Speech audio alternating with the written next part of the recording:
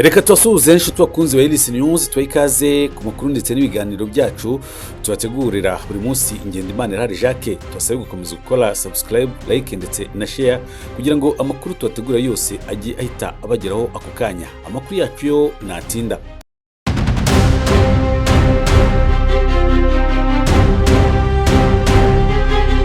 Turagaruka muri Repubulika Demokarasi ya Kongo, ibiri kuhavugwa nyuma yaho perezida wa Leta Zunze Ubumwe za Amerika Donald Trump yongeye gushinja Kongo kohereza muri Amerika abimukira bakoze ibyaha gusa. Ibi ngibi nanone ariko biraza kuba bihuzwa n'ibyo Minisitiri w'Intebe muri Repubulika Demokarasi ya Kongo yatangaje, aho yavuze ko muri Repubulika Demokarasi ya Kongo hagiye kuba ibarura ry'abaturage nyuma y'imyaka 41. Iri barura ryaherukaga ku butegetsi bwa Mobutu Sese Seko ku Wazabanga. Minisitiri wa Repubulika Demokarasi ya Kongo Judith Sumiwa Tuluka yateguje ko muri iki gihugu hagiye kuba ibarura rusange ry'abaturage n'imiturire ryaherukaga mu myaka 41 ishize ku butegetsi bwa Mobutu Sese Seko. Iri barura no kuba iki gihugu kitaragiye kigira amabarura bivuga ko byagiye biteza umutekano muke wo kutamenya abaturage nyabo bagize igihugu cya Repubulika Demokarasi ya Kongo. Ibi ngibi ariko nanone bikaza kuba biherwaho nk'igihugu cya Repubulika Demokarasi ya Kongo gifite impunzi mu bihugu bitandukanye hirya no hino ku isi. Perezida Donald Trump wa Leta Zunze Ubumwe za Amerika yongeye gushinja Kongo kohereza mu gihugu cye abimukira bakoze ibyaha bikomeye. Mu mwaka ushize, mbere y'uko atangira kwiyamamaza kuyobora Amerika, Trump yashinje ubutegetsi bwa Joe Biden guha rugari abimukira batemewe n'amategeko biganjemo abanyabyaha. Muri Kanama, ubwo Trump yaganiraga n'umuherwe Elon Musk ku rubuga rwe nkoranyambaga rwa X, yavuze ko leta ya Kongo yabonye gukomeza gufunga aba bantu bihenze ihitamo kohereza muri Leta Zunze Ubumwe za Amerika. Perezida Donald Trump ashinje Repubulika Demokarasi ya Kongo kohereza abaturage bayo muri Leta Zunze Ubumwe za Amerika nk'abaturage bajyaho nta kindi bagiye kumara uretse ko abaturage kenshi baba bakoze ngo ibyaha, nyuma y'uko leta ya Kongo ibuze uko ibahana ndetse benshi bakuzura mu magereza n'uburenganzira bwabo ntibabashe kubahirizwa uko bikwiye. Umubare w'amabandi, abajura nk'uko Trump yagiye agenda bivuga, abangaba ngo bakaba ari bamwe mu bateza ibibazo by'umutekano muke muri Leta Zunze Ubumwe za Amerika. Sumiwa rero, nyuma y'uko ibi byose bigiye bivugwa, uyu Sumiwa ni Minisitiri w'Intebe wa Repubulika Demokarasi ya Kongo, yavuze ko leta ishaka kugenzura ubwiyongere bw'abaturage no gukura iki gihugu mu bukene, ariko ko nta mibare ifite ishingiweho kugira ngo abaturage bavane mu bukene. Ni nyuma y'uko kandi hakomeje kugaragara Leta Zunze Ubumwe za Amerika zigaragaza ubushake ko bwiteguye kuba bwakorana na Leta Zunze Ubumwe za Amerika yiteguye kuba yakorana na Kongo mu bijyanye n'ubukungu, hibandwa ku bijyanye n'amabuye y'agaciro aboneka muri iki gihugu. Ariko Leta Zunze Ubumwe za Amerika mu ntumwa yagiye yohereza hano muri Amerika ikaba yarakunze kugaragaza ko Kongo ari igihugu gifite akavuyo, igihugu abanyamerika badashobora gushoramo ubushobozi cyangwa se ubutunzi bwabo, imari zabo, nyamara igihugu kidatekanye. Trump yavuze ko ubwacyo iki gihugu kidafite imibare ifatika y'abene igihugu, ibituma n'ibyaha birushaho kwiyongera hano muri Leta Zunze Ubumwe za Amerika. Imbere rero y'abahuguriwe kubarura abaturage, Sumiwa yagize ati, nyuma y'imyaka irenga 40 habayeho ibarura rusange ry'abaturage rimwe rukumbi ryo mu 1984. Igihugu kiteguye gukora irya kabiri. Kimwe mu byihutirwa igihugu cyacu giteganya ni ukugenzura ubwiyongere bw'abaturage. Yakomeje agira ati, mu gihe leta yatangije imishinga myinshi igamije gukura igihugu mu bukene, imibare y'imiturire iri kubura nubwo ari ubushakashatsi bwakozwe n'inzego nke. Umuyobozi mukuru w'ikigo cya RDC gishinzwe ibarurisha imibare, Elize Chovu Alima, yatangaje ko umuryango w'abibumbye usaba ibihugu gukora ibarura rusange ry'abaturage n'imiturire buri myaka 10 kugira ngo bibafashe gukora igenamigambi. Alima yagaragaje ko bibabaje kuba igihugu cyabo cyarasigaye inyuma y'ibindi bihugu kuko kuri uyu mugabane aricyo kitubahiriza iri bwirizwa rya Loni. Si ibarura rusange gusa ry'abaturage ritakozwe gusa muri Repubulika Demokarasi ya Kongo, kuko abanyekongo baheruka guhabwa amakarita ndangamuntu mu mwaka w'1984 ubwo Mobutu yari akiri ku butegetsi. Muri Kamena 2023, Perezida Antoine Felix Tshisekedi yatangije igikorwa cyo gukora aya makarita ahabwa iye ako kanya ariko cyahagaze nyuma y'umwaka ubwo leta ya RDC yasesaga amasezerano yagiranye n'ikigo cyahawe isoko ryo kuyakora. Muri Kamena 2024 umuyobozi mukuru w'ikigo cya RDC gishinzwe irangamimerere yasobanuye ko aya masezerano yasheshwe ubwo iki kigo cyahawe isoko cyari kimaze gukora amakarita ndangamuntu 700 gusa. Kuba rero Repubulika ya Demokarasi ya Kongo ifite ibibazo itubahiriza amahame n'amategeko y'umuryango w'abibumbye, aho nibura buri bihugu byo ku mugabane wa Afurika cyangwa se buri bihugu ku isi biba bigomba gukora igenamigambi rikamenya abaturage mu mibereho, imiturire uko babayeho. Repubulika ya Demokarasi ya Kongo ni imyaka 41 yose ishize idakora ibarura, yewe no kubona umuturage muri Repubulika ya Demokarasi ya Kongo ufite ibyangombwa nk'umwenegihugu ukini ikibazo gikomeye. Ibi rero ngo bituma muri Repubulika ya Demokarasi ya Kongo hagaragara ibyaha byinshi n'imitwe myinshi. Ni igihugu gifatwa nk'igihugu kidafite ubuyobozi, ni igihugu kirimo akavuyo gusa, ni igihugu kidafite igenamigambi, ari nacyo gituma ngo abashoramari benshi batinya kuba bashora imari muri iki gihugu gifite ubutunzi karemano bw'amabuye menshi, kiri mu bihugu bya mbere bikize ku isi. Ibi rero byaje kuba bihurana nanone n'ano magambo Perezida Donald Trump yavuze mu kiganiro n'abanyamakuru ubwo yakiraga Minisitiri w'Intebe w'Ubutaliyani Giorgia Meloni. Muri iki kiganiro na Giorgia Meloni, Trump yongeye kugaruka ku bibazo by'abimukira muri Leta Zunze Ubumwe za Amerika, ku bibazo bijyanye n'imipaka muri Leta Zunze Ubumwe za Amerika, ariko yitsa cyane ku mpunzi z'abakongomani zigaragara hirya no hino ku isi.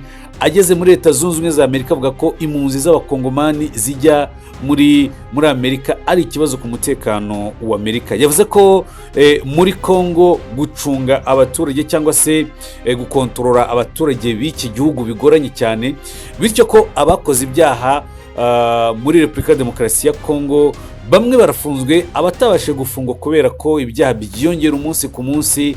Abangaba Kongo irabirukana ikabohereza muri Leta Zunze Ubumwe za Amerika, nyamara bakajya muri Amerika ari abanyabyaha bakoze ibyaha. Ibyo Perezida Donald Trump yakomeje kuvuga ko adashobora kuzigera yihanganira.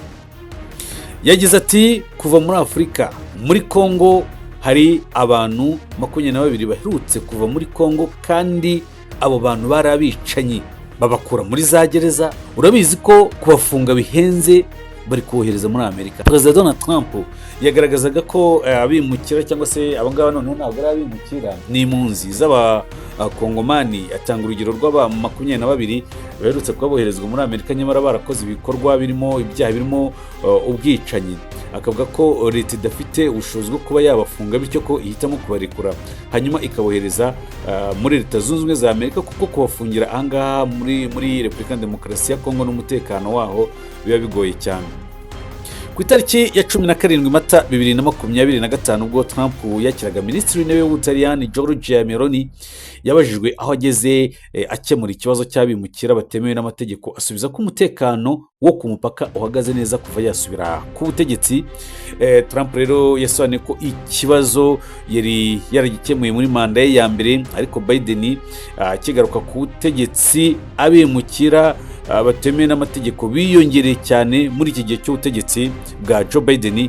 Harimo benshi ngo muri aba ngaba bagiye muri Amerika ni abakongomani gusa, akagarukamo n'ibindi bihugu birimo nka za Mexique, za Venezuela, nazo za Thailand, ibihugu byinshi bitandukanye, za Vietnam. Ibihugu byagiye bigaragara ko nabyo byagize abantu benshi bagiye muri Amerika, ariko Trump akavuga ko bano bose bagiye muri Amerika badafite ibyangombwa, abenshi aba ari abanyabyaha mu bihugu byabo, bagahitamo noneho kujya gukorera ibyaha ku butaka bwa Amerika. Ibyo Trump avuga ko atazigera yihanganira na rimwe. Trump yasobanuye ko iki kibazo yari yaragikemuye muri manda ya mbere, ariko Biden akaza kukigarura nyine ubwo yajyaga ku butegetsi. Yasubiyemo ko Kongo yohereza muri Amerika bimukira abanyabyaha, ati twakiriye abicanyi, abacuruzi b'ibiyobyabwenge, abafungiye ibyaha bikomeye. Murabizi hirya no hino ku isi bafunguye abantu nka Kongo. Muri Afurika abantu benshi cyane bavuye muri Kongo baza ahangaha muri Amerika, nyamara aba baje muri Amerika bose benshi ni abanyabyaha, ni abakoze ibyaha, nabo leta ya Kongo yabuze aho ifungira kuko itashobora kurinda umutekano wabo, hanyuma iki gihugu gihitamo kohereza hano muri Leta Zunze Ubumwe za Amerika. Trump yasobanuye ko hari abandi bavuye mu bihugu byo mu majyepfo ya Amerika nka Venezuela, ati bafunguye za gereza muri Venezuela, imfungwa zose zoherejwe mu gihugu cyacu turazakira kuko twari dufite ubutegetsi budashoboye bwa Perezida Joe Biden. Ahangaha Perezida Donald Trump yakomeje atanga nk'ingero, avuga ko ngo nk'ubushize Trump nyine ntiyabashe gusobanura neza niba ari Congo Brazzaville cyangwa ari Congo Kinshasa, Repubulika ya Demokarasi ya Congo cyangwa se Repubulika ya Congo ifite umurwa mukuru wa Congo Brazzaville. Ni ibintu rero byaje no guteza impaka hagati y'ibi bihugu byombi. Muri Kanama 2024 Congo zombi zamaganye Trump, zizana ko ibyaba bimukira avuga bidafite ishingiro, zimusaba kudakomeza gukwirakwiza ibinyoma.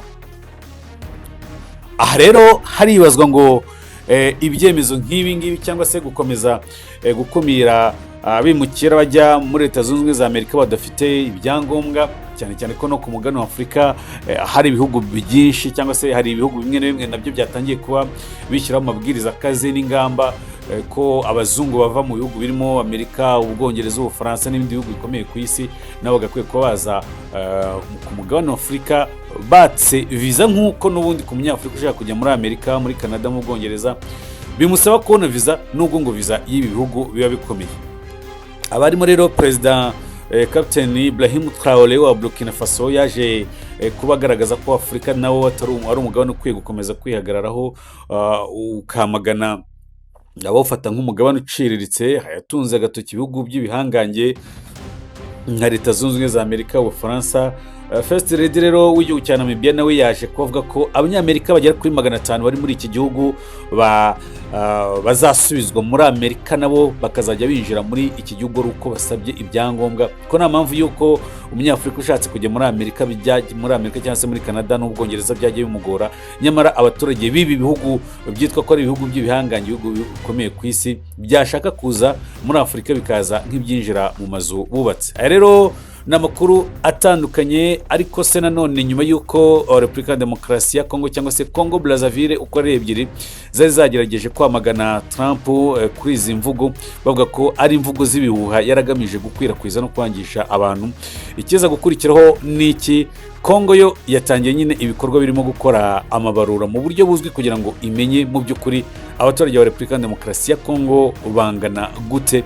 Ibi ngibi ngo rero bishobora kuzafasha nyine mu gukemura intambara za hato na hatoya, mu kumenya uko bakora igenamigambi ryatuma abaturage bo muri Repubulika ya Demokarasi ya Congo bagira imibereho myiza. Reka rero nshuti bakunzi ba Iris News, tubashimire mwese aho muherereye hirya no hino ku isi, tubasabe gukomeza gukurikira umurongo mugari wacu kandi wanyu ubagezaho amakuru. Tubabwire ngo mukomeze mudukorere subscribe, mukore like ndetse na share kugira ngo ibiganiro byacu n'amakuru tubategurira bijye bita bibageraho uwo mwanya. Bye bye and ciao ciao.